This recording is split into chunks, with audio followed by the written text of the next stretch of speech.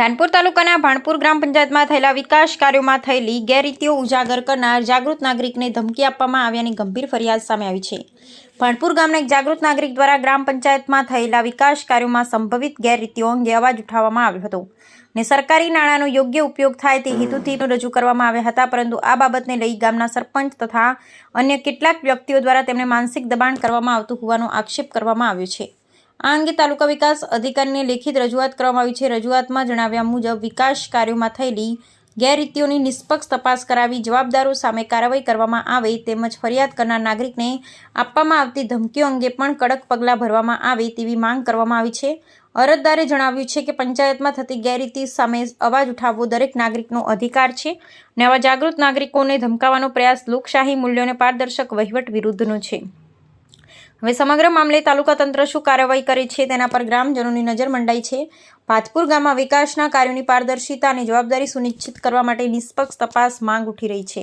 Reporter Chandubhai Mohaniya, Dhanpur, Dahod. મારું નામ પરમાર સરદારભાઈ અમનસિંહ, ગામ ભાણપુર, તાલુકો ધાનપુર, જિલ્લો દાહોદ।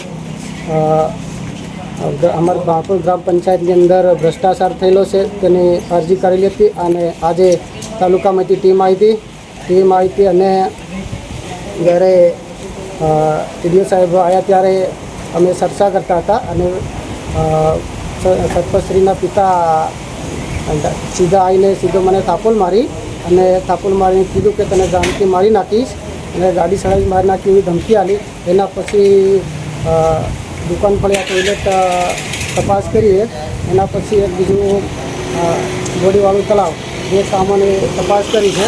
બીજા કોઈ પછી તપાસ કરી એવું કહી અને તાલુકા વિકાસ અધિકારી સીધા ધાનપુર જતા રહ્યા। ત્યાં કેટલા કામોની તપાસ કરી? 2 જ કામો તપાસ કરી। તમે કેટલા કામોની અરજી આપી હતી? 13 કામોની। એટલે કેટલા કામો એમાં બાકી કેમ તપાસ પૂરી નહીં કરી?